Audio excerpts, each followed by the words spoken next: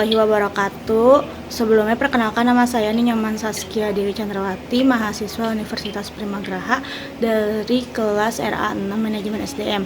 Pada kesempatan kali ini saya akan mempresentasikan tugas ujian akhir semester mata kuliah Perencanaan Sumber Daya Manusia yang diampu oleh Bapak Asep Sarifudin SEMM. Pertama-tama marilah kita panjatkan puji syukur kehadirat Allah yang Maha Esa, karena atas rahmatnya dan karunia-Nya kita masih diberikan kesehatan dan kesempatan sehingga dapat mengikuti proses pembelajaran dan menyelesaikan tugas-tugas ini dengan baik. Pada video ini saya akan membahas subtema mengenai konsep dasar manajemen sumber daya manusia.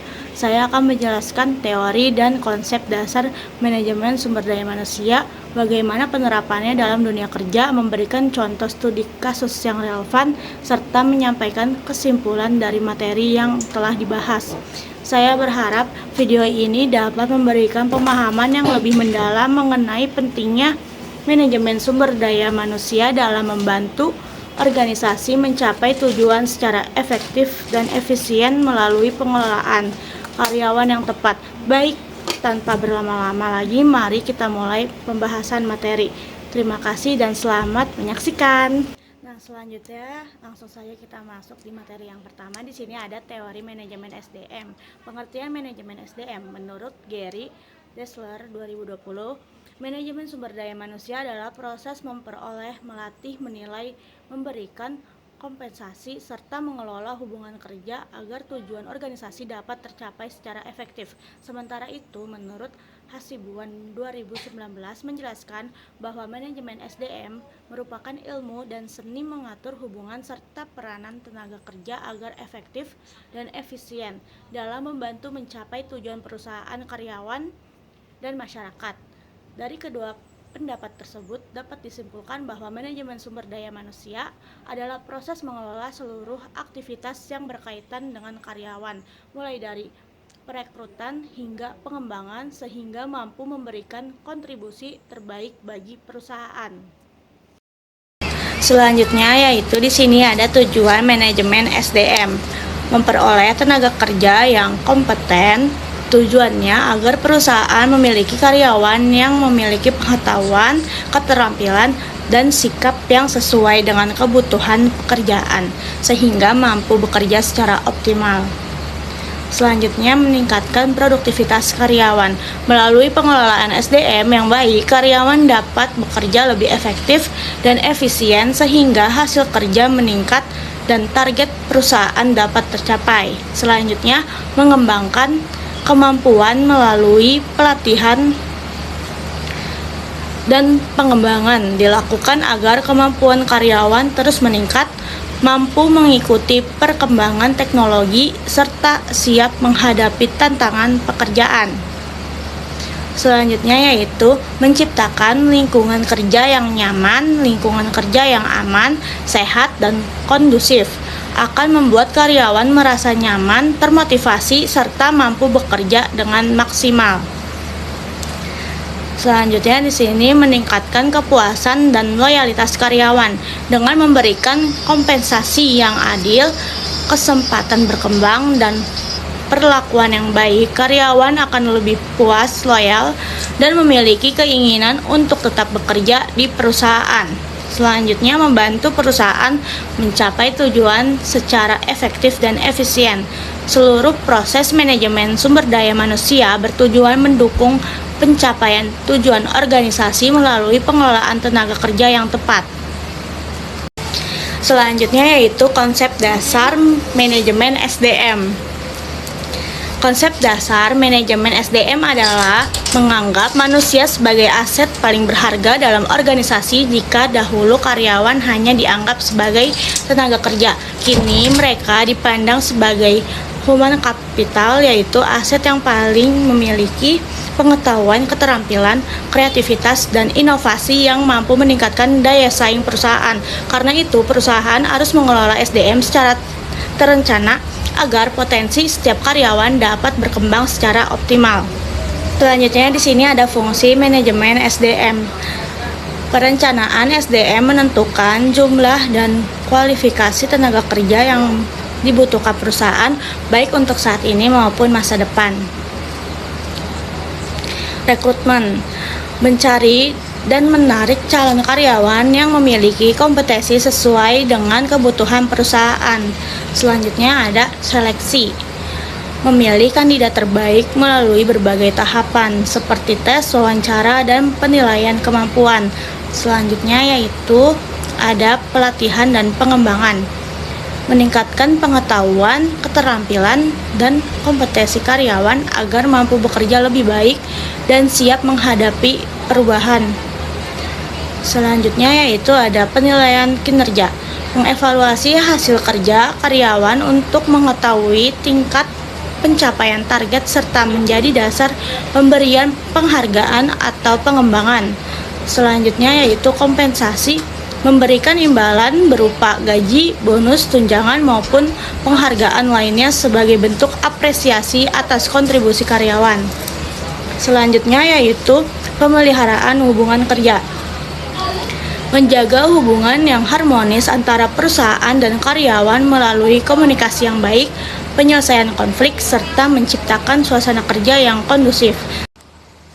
Selanjutnya, di sini ada penerapan manajemen SDM dalam dunia kerja. Penerapan manajemen SDM dapat dilihat hampir di semua perusahaan. Misalnya, sebuah perusahaan manufaktur akan membuka pabrik baru sebelum merekrut karyawan.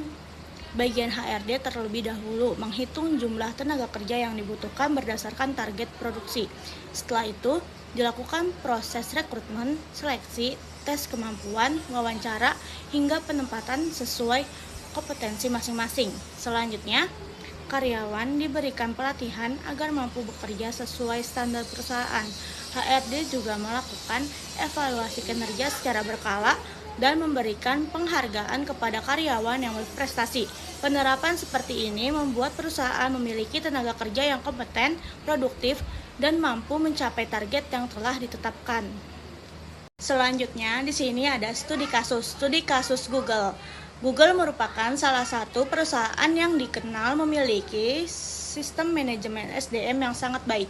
Dalam proses rekrutmen, Google mencalon karyawan berdasarkan kemampuan teknis, kreativitas, kemampuan bekerja sama, dan kemampuan menyelesaikan masalah. Selain itu, Google menyediakan berbagai program pelatihan, kesempatan pengembangan karir, lingkungan kerja yang nyaman, serta sistem penghargaan yang kompetitif. Di sini terdapat analisis. Strategi tersebut membuat karyawan merasa dihargai dan termotivasi untuk memberikan kinerja yang terbaik. Akibatnya, tingkat produktivitas meningkat, inovasi terus berkembang, dan perusahaan mampu mempertahankan karyawan berbakat. Hal ini menunjukkan pengelolaan SDM yang tepat menjadi keunggulan kompetitif bagi perusahaan. Selanjutnya di sini ada kesimpulan. Berdasarkan pembahasan tersebut, dapat disimpulkan bahwa manajemen sumber daya manusia adalah proses mengelola tenaga kerja secara terencana mulai dari perencanaan, rekrutmen, seleksi, pelatihan, penilaian kinerja, hingga pemberian kompensasi. Konsep dasarnya adalah menempatkan manusia sebagai aset strategis yang harus dikembangkan, bukan hanya sebagai tenaga kerja. Penerapan manajemen sumber daya manusia yang efektif mampu meningkatkan produktivitas, kepuasan kerja, serta daya saing perusahaan. Studi kasus Google membuktikan bahwa perusahaan yang mengolah SDM dengan baik akan lebih mudah mencapai tujuan organisasi dan mempertahankan keunggulan dalam persaingan. Demikianlah pemaparan materi mengenai konsep dasar manajemen sumber daya manusia yang dapat saya sampaikan. Dari pembahasan ini dapat disimpulkan bahwa manajemen sumber daya manusia merupakan salah satu aspek yang sangat penting dalam sebuah organisasi karena berperan dalam mengelola, mengembangkan, dan mempertahankan sumber daya manusia agar mampu bekerja secara optimal untuk mencapai tujuan organisasi. Penerapan konsep-konsep manajemen SDM yang tepat tidak hanya memberikan manfaat bagi perusahaan dalam meningkatkan produktivitas, kualitas kerja, dan daya saing, tetapi juga memberikan manfaat bagi karyawan melalui pengembangan kompetensi, peningkatan motivitas, serta terciptanya lingkungan kerja yang sehat dan profesional. Melalui contoh studi kasus yang telah dijelaskan, kita dapat memahami bahwa keberhasilan suatu organisasi tidak hanya ditentukan oleh teknologi, modal, atau fasilitas yang dimiliki, tetapi juga sangat bergantung pada kualitas pengelolaan sumber daya manusia. Oleh karena itu, setiap organisasi perlu menerapkan fungsi-fungsi manajemen SDM secara efektif, mulai dari perencanaan, rekrutmen, pengembangan, penilaian kinerja, hingga pemberian kompensasi dan pemeliharaan hubungan kerja yang baik.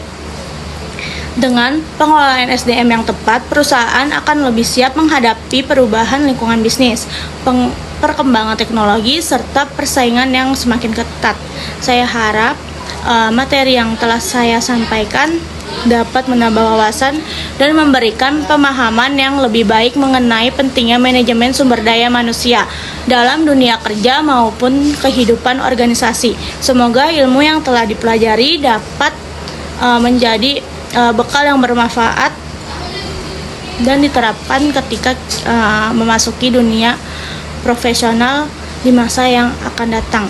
Akhir kata, saya mengucapkan terima kasih kepada Bapak Dosen Asep Sarifudin, SEMM, pengampu mata kuliah Perencanaan Sumber Daya Manusia, atas bimbingan dan ilmu yang telah diberikan selama perkuliahan.